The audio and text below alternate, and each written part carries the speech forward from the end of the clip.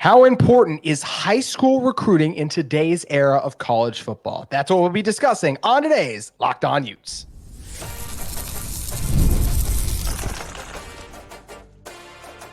You are Locked On Utes, your daily podcast on the Utah Utes. Part of the Locked On Podcast Network, your team every day. Hello, everyone, and thank you for making Locked On Utes your first listen every single day. We are available on all platforms, including YouTube and wherever you may get your podcast. If it's your first time listening to our show, make sure you like and subscribe. Love interacts with all of you in the YouTube comments as well as on social media. You can follow our show at Locked On Utes on X today. Today's episode of Locked On Utes is brought to you by Gametime. You can download the Gametime app, create an account, and use code LOCKEDONCollege for $20 off your first purchase. Terms apply. And my name is JT Wistricll, former intern inside the University of Utah Athletic Department. And I wanted to have a big discussion about the wider world of college football. Well, who better to bring on for that than Spencer Mclaughlin, the host of Locked On College Football? Because Spencer, college football, I don't know if you know this or not. You only cover the sport a lot. So college football is at a crisis. NIL, all the craziness, transfer portal, there's a lot happening and going on. So I think it raises the question, how important is high school recruiting? I think it still is important, especially for Utah when you're talking about building a culture, because your transfers, when they come in, you want them to buy into your culture that is established by the players that you bring in, develop, and raise up throughout your program. So that's where I think it is still important. But I will say, I don't think it's ever mattered less than it has in today's era because of the transfer portal and the ability to plug in instant needs. Utah signed 2 4-stars out of the most recent cycle, and we still have them pegged as one of the top 15 teams, maybe top 10, depending on who you ask. We appreciate Joe Klatt for always having Utah up in the top 10, of course, so then we can talk about it on this show. But it does feel like now you can plug in a lot of needs through the transfer portal, so it feels like high school recruiting is not as important in today's era as maybe it was a few years ago. Well, first, you use the word crisis. I don't know if I would use the word crisis. I think moment of flux is the better way to describe where the sport is at, because it's not on the precipice of ceasing to exist. Okay, the ACC is in a state of crisis. That's the Pac-12 was, RIP, in a state of crisis because they were facing an existential threat to their very existence. College football is not going anywhere. It's just looking very, very different. And one of those areas is the lessened importance of high school recruiting. And I think it absolutely does matter. And if you question whether or not it does, just ask yourself this question. Who at the top of college football right now is not investing in their high school recruiting classes? Yeah. Is Georgia suddenly going to is Bama done? Does LSU not care? You notice what Lincoln Riley's doing? I know people on this show probably love USC, but Lincoln Riley right now is having, I don't know, I don't think identity crisis is the right word, but a realization that you can't just build a team in the transfer portal. Colorado realized that last year. You can't just do it in the portal. You can accomplish a lot. You could even build the bulk of your roster in some instances through the portal. You cannot build a good enough 2-deep to compete at a high level solely with transfers. You're not going to get enough bodies that way, just physically, because people think about, well, you can bring in 25 kids in the portal and 21 of them are going to be starters. Okay. What about the other 30 guys that play significant snaps throughout the course of the season? You got 11 on offense, but you got 11 guys that back them up. What happens if this guy goes down? Who's going to come in and replace him? It's not going to be a transfer. Transfers usually come in to start, to play, to be higher up on the depth chart, whereas high school recruits are more okay being developmental pieces in most cases. You go to the defensive side of the ball. If you've got 3, just look at Oregon, for instance. They have 3 guys who are going to start on their defensive line, which will be one of the best in college football, who are one-time transfers. Jordan Birch from last year, Derek Harmon from Michigan State, and Jamari Caldwell from Houston for this season.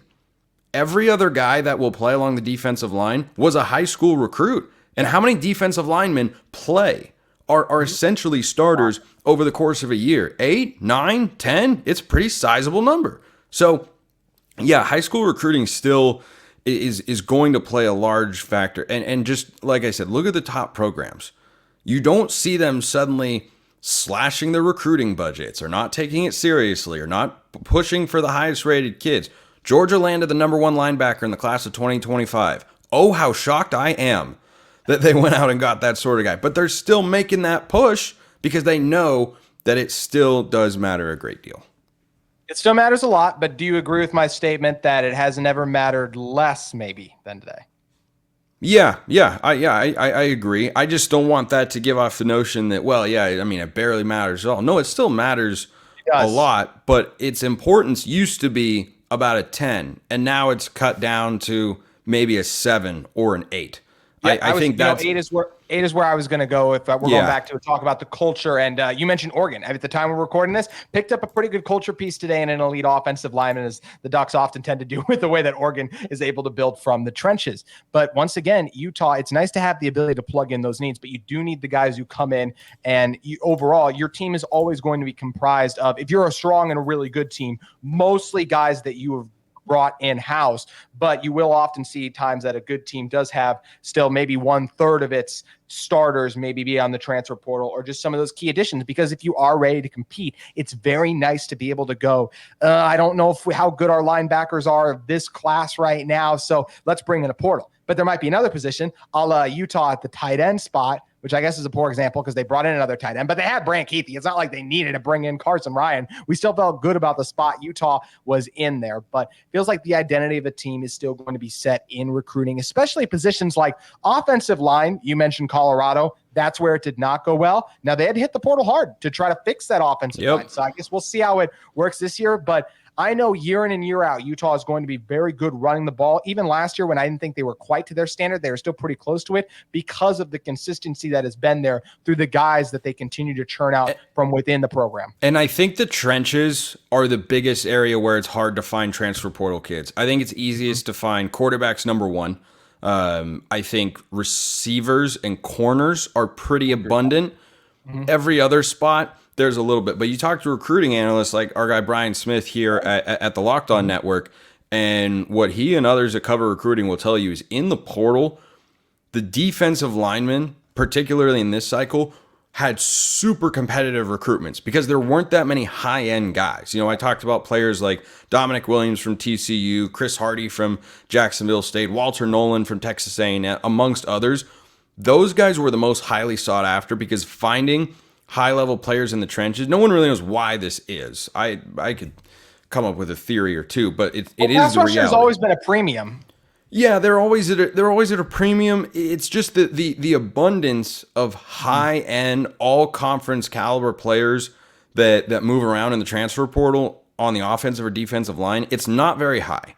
It's not very high, and that I think is where, you know, a school like Utah should look to the future and feel really, really good. Because how do you feel about, you know, what Utah's identity is? Well, they're going to have to keep building it through the high school recruiting ranks. You cannot portal in an offensive line. That just doesn't really work. Like Oregon, for instance, will have a great offensive line in the Big Ten this year. 3 out of 5 starters this year are former high school recruits. Last year, it was 4 out of 5. Yeah. And Oregon has had back-to-back top 10 transfer portal classes. I think the trenches are the area, and I don't think it's a coincidence that the two teams that have been the noisiest in the portal the last couple of years or have kind of built their teams that way, USC and Colorado. Big time, just go get the transfer portal guys. And guess what? Not good enough. And they lost to a team that primarily relied on their recruiting, like a Correct. Utah. And you mentioned it. Utah doesn't have to worry about how can we bid for a pass rusher. They got like 4 of them because that's the job they have done recruiting. So the two are definitely married together. Yes, recruiting is not maybe as important as it was, but dang if it still isn't right up there. Like you said, still an 8 because it's nice to be able to plug in a hole or two through the portal. But if you're trying to put everything together through the portal, it's going to go south very quickly. And that's what's nice is Utah has a good handle on how to do both right now. And because Utah's had a good handle on both, they've been really successful. In fact, EA thinks they've been so successful that they released their tier rankings for college football. Utah was tier 1. Want to get Spencer's thoughts on that real quick in one moment. But first, want to talk to you all a little bit more about our great friends at Gametime. Gametime is the fast and easy way to get NBA Finals tickets even quicker. Prices on the Gametime app, they actually go down the closer it gets to tip-off. They have fantastic last-minute deals, all-in-price views from your seat, and their low-price guarantee. Gametime truly takes the guesswork out of buying NBA tickets. My personal favorite feature is the seat view. You get a panoramic view from your seat that allows you to buy in the app, that allows you to know what kind of a deal you're going to be getting on those selected seats. How about zone deals, where you can even save more when you choose a section and let Gametime choose the seats for you? So you can now take the guesswork out of buying NBA Finals tickets with Gametime. You can download the Gametime app, create an account, and use code LOCKEDONCollege for $20 off your first purchase. Terms apply. Again, create an account and redeem code LOCKEDONCOLLEGE for $20 off your first purchase. Download Gametime today. Last minute tickets, lowest price guaranteed. Spencer, I think when we both hear Utah football tier 1 college football program, it gives us a pause because they're not a national champion. They're not Georgia. They're not Alabama. But when you look at it the way that EA has expanded the field, and they have the likes of, obviously, some of those elite ones are in there. When Oklahoma State, Penn State, Notre Dame, Oklahoma, Utah, Iowa are all in there, that's where I think you can make an argument. When the field is that big for tier 1 college football programs, if you go over the years for success, that's where I think Utah earns their spot here. Yeah, we got to define our terms. I look, I love the Utes, always have. And they have been maybe the highest floor program out west over the last 20 years. Certainly Oregon would be in that discussion as well. But even Oregon had a 4-8 season in 2016, and Utah hasn't been under 500 since what, 2011? I think so. 11, 12, somewhere in that sort of range. So they've been really, really good. Again, depends on your criteria. Because if you just say, is Utah tier 1? No, I'd say they're tier 2. I'd say they're right near the top of tier 2 with the Oklahoma States and Iowas of the world. Really good programs with good fan bases, with good coaches, long tenured head coaches. Not that that's necessarily a deal breaker in there, but I think that if you're talking about tier 1 programs, the postseason success has to be there. If you didn't make the playoff in the 4-team era, I have a hard time saying it's a tier 1 program. Now, Utah and Oklahoma State both came within a game of doing so in separate seasons. And, that's why they're closer to the top of tier 2. But you say tier 1, and I'm thinking the heavy hitters, the Georgias, Alabamas, LSUs, Florida State, Clemson, like these programs that have demonstrated they can play at the highest level consistently and win at the highest level. It doesn't mean Utah can never get there. It just means to me that right now, I think it's a little bit high.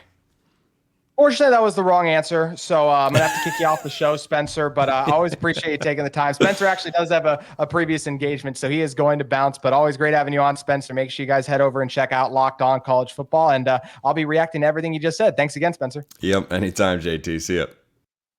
All right, see you, Spencer. Thanks again. That is going to do it for Spencer, but not for JT. I have a lot more still to say on this topic. And the first thing I want to say is I think a lot of the points Spencer made are absolutely fair. I think when you're talking about Utah has not been to the college football playoff, what am I supposed to say to that, right? Like it's true. But if we're defending it how EA has done their rankings, then that, once again, like if I were to give my definition of a tier 1 college football program, I would not have Utah there. Based on EA's definition, I would absolutely have Utah as a tier 1 program. If you look at what was put out, this comes to us from On3 Sports. EA Sports is paying colleges for college football 25 based on a tier system using AP poll finishes from the past 10 years. Hence why Utah's in the top. Because what did Utah do? They've consistently been in the AP poll for the past 10 years. In fact, they have been pretty much a constant. I have that one stat I've mentioned on the show before where like they're a top 10 team.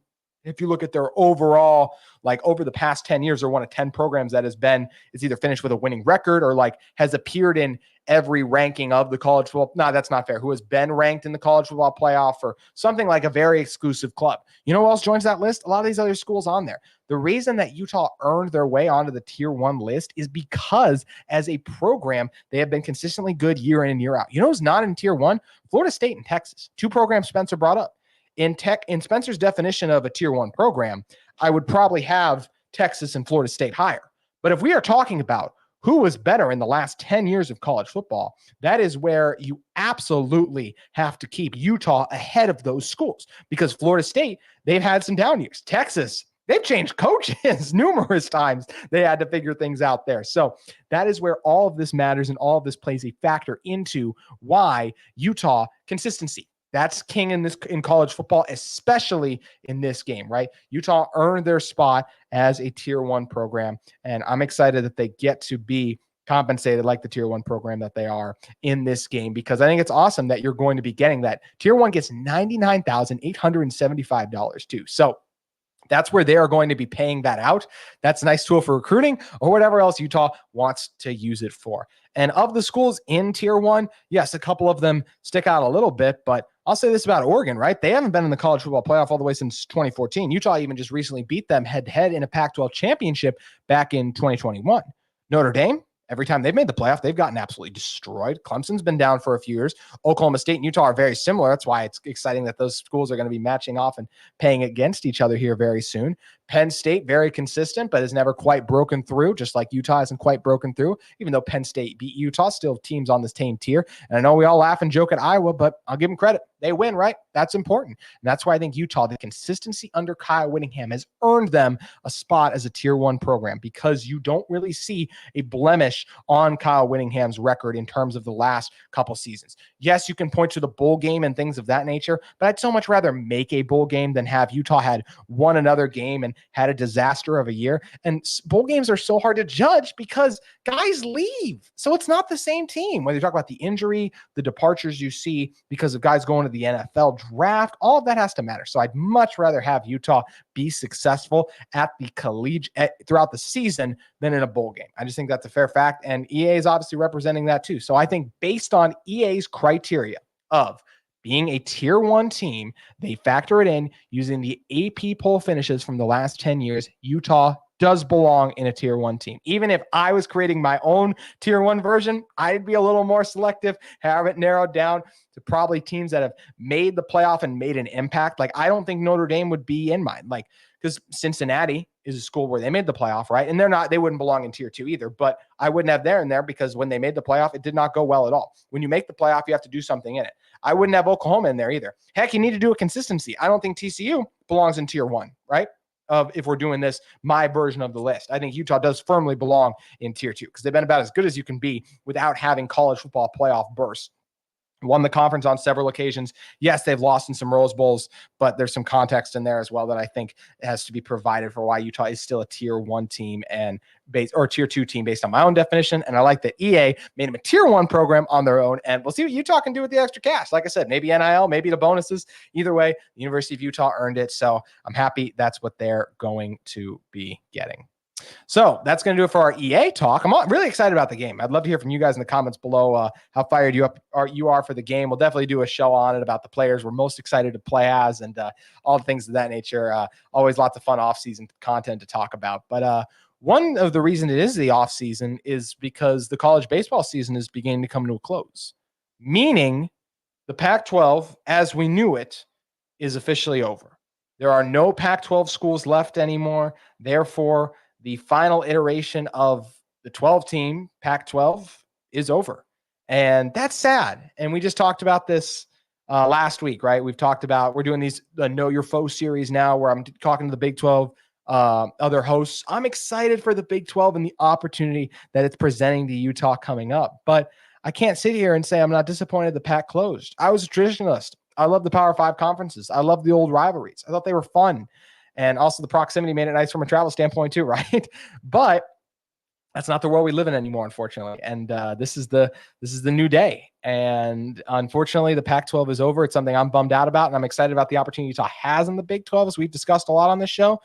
But unfortunately, the Pac-12 is done. And when I look back and think about the memories that stand out, for me, it's got to be the Pac-12 championships, right? Like I'm not going to hide the fact that I got to Utah in 2019. So being a part of that special run with Tyler Huntley and Zach Moss and working those games up in the press box, and then, seeing it unfortunately come to a close in the Pac-12 championship game. And then, 2020 being the weird COVID year it was, to then just see those championships in 21 and 22 was so special, and just something that was so incredible to get to watch play out and see Utah break through and be the best team in the Pac-12, the last one standing, to prove, hey, we got into the Rose Bowl, one of the most exclusive bowl games in college football.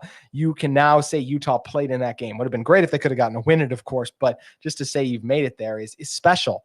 And it's those kind of memories, all the crazy rivalries, right? Like Utah versus USC, how they've beaten them recently, saying we've gotten the best of Oregon. There were years that Utah really was giving it to Washington for a while. And that's a Washington program that's kind of fluctuated all over the place, right? Like so many awesome memories and moments during Utah's time in the Pac-12. And it extends far beyond football, right? The women's basketball team's recent resurgence, right? And how dominant they've been as of late. The men's basketball team making some fun runs in the Sweet 16 that one year. That doesn't happen without some Pac-12 success in there too. Obviously, so many other sports we could look into. The softball recent runs that they've had, baseball coming off a strong final season of Pac-12 play. Utah gymnastics winning 4 straight Pac-12 titles. You cannot tell the history of Utah football without talking about their time as a Pac-12 member. And that is something that is exciting. And now sad that it's over, because there were so many great memories over the course of it. And I know Spencer would have echoed a lot of those if he was able to stay with us the rest of the way through, because obviously his past hosting the Locked On Pac-12 show for us, where he did a great job growing the conference. And, appearing on that show with him allowed me to interact with some of the other fan bases even, and just see how great the passion was. And I'll even say, just like talk about Pac-12 memories, it just sucks to think that Oregon State and Washington State, as of right now, got left behind, because I don't think they deserve to be. If you look at how they played last year, they were not the 2 worst Power 5 teams, therefore meaning like they were up for demotion. Like that wasn't the case at all. But unfortunately, that's not what matters. And it's brand and all the other things. And Utah was lucky that they elevated their brand in the Pac-12. That's the final thing I'll say. Without the Pac-12, Utah, maybe they're one of the ones that gets left behind, right? Obviously there's lots of teams still in the Mountain West, and that was a long time ago, but the Pac-12 gave Utah an opportunity to climb the ladder and put themselves in a position to control their destiny when conference realignment got crazy. There's a reason Utah was wanted, and it was because the Pac-12 originally wanted them. They had success in the Pac-12, Utah did, and then the Big 12 wanted them. So many great memories. Would love to hear from you guys. Drop your favorite Pac-12 memories below. Maybe some point this offseason I'll do a ranking of the best memories and moments from the Pac-12 era for Utah. That'd be something fun to look back on. So that'll be something I'll probably dive into at a later date as well. But if you guys want me to talk about anything on the show, we're in the off season. Leave comments below. Definitely want to start to do a Q&A. Would actually love to do a Q&A this Friday. So if you guys got any questions, make sure you send them my way. That is going to do it for today's edition of Locked On Utes. Thanks to Spencer for stopping by, and hope you will all stop by when I am back with you on tomorrow's Locked On Utes then.